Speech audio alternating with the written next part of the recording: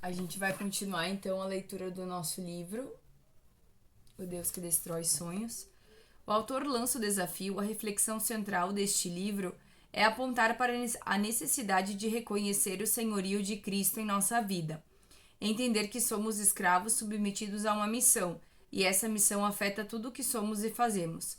Para boa parte dos cristãos brasileiros, essa afirmação é uma ofensa, pois nos obriga a descer de nossa prepotência e nos põe no devido lugar, filhos mas escravos. Temos privilégios, mas eles não nos livram das aflições. Sonhamos com nossos desejos, mas o concessor das boas dádivas frequentemente frustra nossas expectativas. Não há como fugir dessa realidade e este livro não deixa dúvida sobre isso. Convido você a desfrutar da leitura das próximas páginas com um coração humilde e resignado por saber que os pensamentos de Deus são muito mais elevados que os nossos, que os planos divinos não podem ser frustrados e que a vontade do Eterno é perfeita. Se baixarmos as armas e nos abrirmos para a real manifestação do Criador em nossa vida, caminharemos pelos dias com um coração muito mais capaz de resistir às decepções, sabendo que na escassez ou na fartura Deus segue sendo Deus, bondoso, maravilhoso, digno de louvor, serviço, honra, glória e majestade. Este livro lança o desafio: seus sonhos não se realizarão? Ótimo. Confie no Onipotente, pois ele sabe o que faz, ele vê o que você não vê e ele decide o que fazer sem atentar para nosso coitadismo. Ou, na melhor linguagem bibliotolkiana, muitas vezes Deus destrói nossos sonhos simplesmente porque os nossos sonhos podem ser uma bela droga. Boa leitura. Algumas coisas eu concordo, irmãos, algumas não, né? Tipo, sobre falar, mencionar algumas coisas, tipo, né? Eu não concordo. Também pela questão dele disser que nós somos escravos, porque nós não somos, né? Quando Jesus veio ao mundo, ele nos libertou. Não somos mais escravos. Mas outras coisas que eu concordo é pela questão de nós vivermos os sonhos de Deus, né?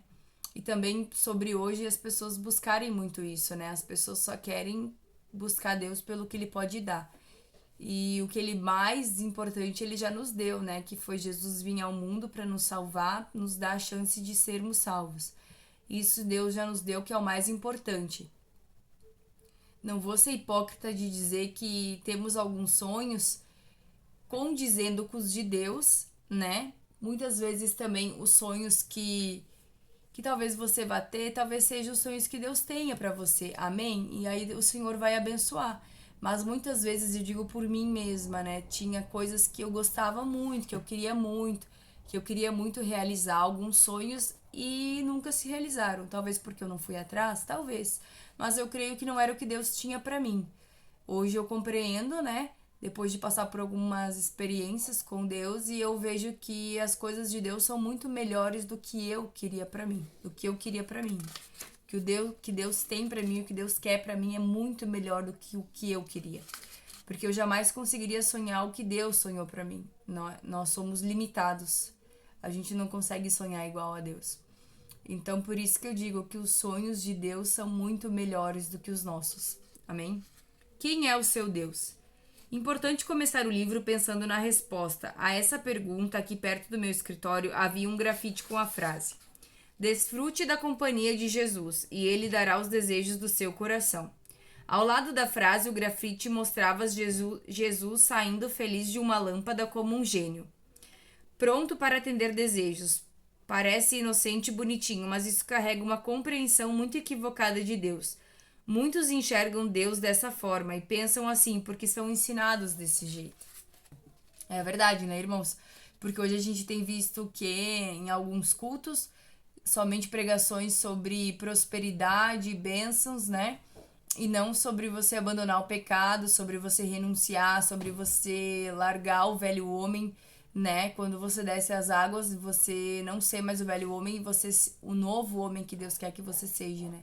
Sobre isso não é pregado, é muitos poucos lugares que pregam sobre isso, né? É mais pregado sobre bênçãos e prosperidade, que é o que mais atrai o homem, né? Que leva o dinheiro, né?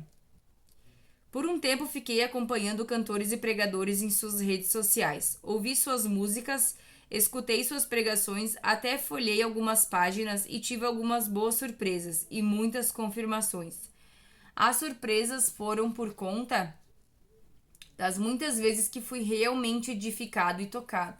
Amém. Realmente tem pregadores e adoradores, né, que adoram o Pai, Espírito em verdade, esses são os adoradores, e pregadores que pregam a verdade, que pregam a palavra de Deus, né? E que nem ele diz algumas confirmações, sim, tem outros que são cantores, não são adoradores do Senhor, né? E pregadores coach gospel. O que é isso? É que eles pregam só sobre motivação, né? Sobre você conseguir fazer as coisas e você, na verdade, você ser o centro. E na verdade nós não somos o centro. Quem é o centro é Deus, né? Que a gente coloque Deus no centro e que a gente simplesmente obedeça ao Senhor, né? Pra gente se humilhar na questão de nós nos diminuirmos para que ele cresça, né? E isso a gente tem visto muito pouco, né? Tem os do Senhor que pregam a verdade e levam a verdade, mas também tem outros que querem simplesmente crescer em cima do nome de Deus, né, para conseguir fama, dinheiro e sucesso, sendo coisas que vai ficar tudo aqui, né? E é o que mais a gente tem visto hoje em dia. E as pessoas dizem: "Nossa, como tem a presença de Deus", né? E isso é algo que a gente tem que cuidar muito para falar, porque assim como eu tô falando aqui, né, a gente não tem como saber se aquela pessoa tem Deus ou não. É só Deus que sabe no secreto, né? E que a gente ore pro Senhor pra gente não ser enganado. Porque muitos expõem uma vida que não vivem aquilo com o Senhor, né? E a gente sabe que no fim dos tempos os falsos profetas irão se levantar para pregar falsos, para enganar o povo, né? Iriam pregar coisas que não condizem com a palavra de Deus que está na Bíblia. Mas também creio eu que falsos profetas significa viver uma vida de mentira, né? Você pregar algo e você não viver aquilo. Também é isso, né? Porque por trás de um celular e no quando você tá sozinho, no seu secreto, só Deus sabe se você realmente é aquele que busca Deus ou não. Amém? E aqui ele diz assim: as confirmações, por sua vez, ficam por conta da alta carga emocional e de autoajuda contida nesse meio. Aliás, já deixa eu avisar, este livro não é sobre os seus planos destruídos e como a mão de Deus irá livrá-lo do vale. Este livro é sobre a vontade de Deus e como ele pode destruir os seus sonhos. Amém, irmãos? E sobre isso eu concordo muito, né? Porque eu não creio em Deus como um Deus mau ou um Deus, né, que vem e quer fazer o que ele quer. Eu creio sobre obediência a Deus, porque ele é um pai que nos ama acima de tudo. E o pai que ama o seu filho, ele vai ensinar o melhor caminho e ele vai exortar se precisar, né? É igual seu pai falou pra você, vai por esse caminho e você vai por outro, porque existe o livre-arbítrio, né? Mas se você for pelo outro caminho, vai ter consequências.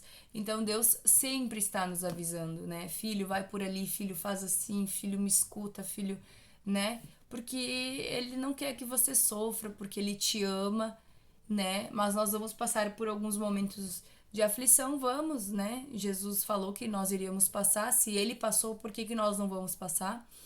Amém? Mas que a gente venha compreender que os sonhos de Deus são muito melhores que os nossos, porque nós somos limitados, né? Se a gente sonha com uma Deus sonha muito maior, muito diferente e ele sabe o que é melhor para nós. Porque por muitas vezes nós não vamos querer viver os sonhos de Deus, porque não vai ser algo que a gente vai querer. Eu por muitas vezes teve coisas que não era o que eu queria. Mas depois que eu disse não, se Deus tá falando, eu vou fazer. Aí eu vi que era muito melhor aquilo que Deus tinha para mim. Amém? E que você venha compreender que é sobre isso que nós estamos falando, sobre viver os sonhos de Deus. Por exemplo, um relacionamento, né? Você sonha com uma pessoa e você acha que Deus escolheu aquela pessoa e você, né? E você se frustra porque você depositou a sua confiança na pessoa e você achava que ela era a pessoa que Deus tinha para você. E não era. Porque você não orou, você não pediu confirmação para Deus, você não esperou, você não jejuou. Simplesmente você atropelou tudo para fazer do seu jeito, né? E isso não é viver um sonho de Deus, é viver o seu sonho, né? Porque a gente vê por muitas vezes mulheres que casam com homens e vice-versa, que não era aquilo que Deus queria para eles e acabam se frustrando e achando que Deus que frustrou, mas Deus não frustra, Deus não decepciona. Ele é perfeito em tudo que ele faz, ele é fiel para cumprir com tudo que ele promete. Só que muitas vezes a gente não sabe esperar, né? Porque o tempo de Deus é diferente do nosso. E a gente acaba atropelando as coisas porque a gente não espera o tempo de Deus. Então, que você venha antes. Isso é o que deveria ser certo. Antes da gente fazer qualquer coisa, né? A gente deveria orar e pedir confirmação de Deus. Porque aí eu creio, irmãos, que a gente jamais iria se decepcionar se a gente confiasse em Deus e não em homens. Amém?